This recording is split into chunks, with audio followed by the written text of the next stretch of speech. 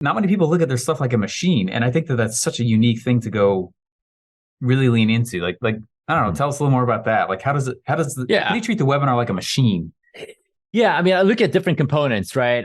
There's not, I mean, like there's not like a 7 different components for the webinar. It really Sure. depends, right? So one component I'm looking at is retention, right? Like retention has a lot to do with, I mean, you look at a really powerful movie or a favorite TV show you like, you got to build suspense. I know webinar, like you're saying, oh, webinar, like it's not supposed to be like very creative and entertaining. Well, I mean, I say yes. It has to be entertaining. It has to Yeah, why be not?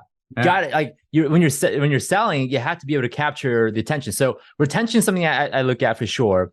The second thing is I look at also sequencing, because what you say in what order, it's like stories, right? You got to hook and then and get them in this hook. You get the setup going. You tell them the climax, right? You got to put it in a sequence. So you look at sequencing as well. Like, do I have my webinar in the pieces of it in the right sequence, in such that like I'm catching someone at the right time for different objections or questions. Like I try to like step into the attendee's shoes and go, okay, at this slide, what are they asking? What should they be feeling? What should they be thinking about?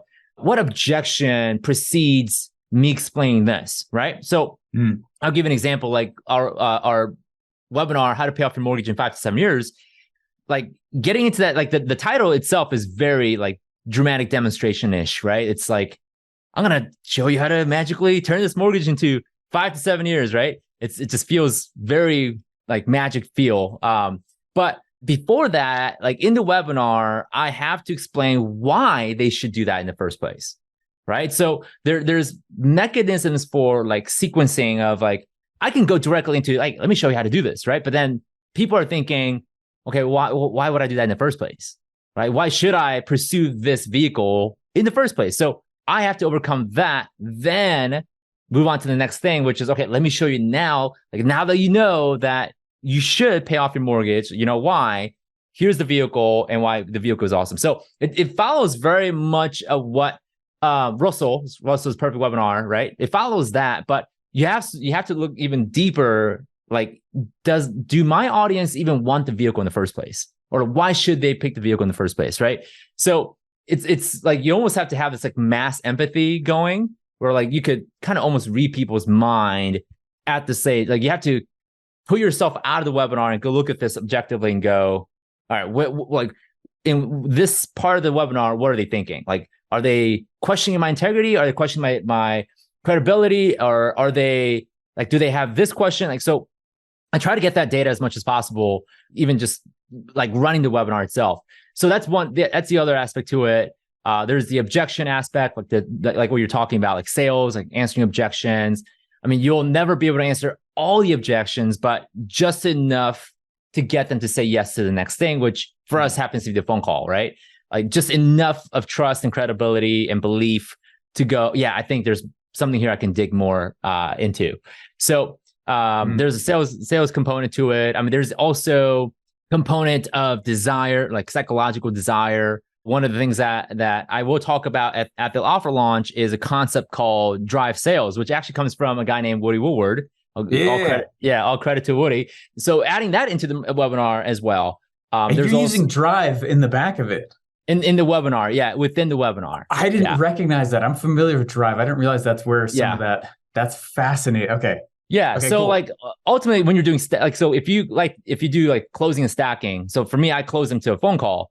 I close and stack to go, hey, we're going to show you XYZ so that you can, right? You guys may have heard that term before, so that you can, but you're also hitting the 5 components of the drive, which is, again, I won't spill the sauce here, but you have to understand the buying personas, right? The motivation for why people say yes. Is it their like family relationship to create influence? Is it the need to feel the freedom and the need to do it their own way, right? Is it the need for control? Is it the need for results? Like you have to, it's almost like Maslow's hierarchy of needs, but for buying and selling, right? Yeah. So I embed that into the webinar. Wow.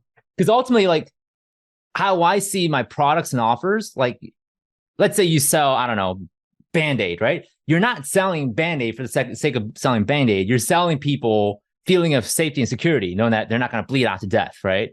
Like you're selling something else. So you almost have to like constantly hit that button, like those buttons based on their buying and buying persona. So the whole webinar for me, like what I have in mind the whole entire time I'm doing the webinar is I'm not teaching these people how to pay off their mortgage. I'm giving them a vehicle for freedom and peace of mind, right? Like that's what you need to, like you need to identify and really get to know your audience.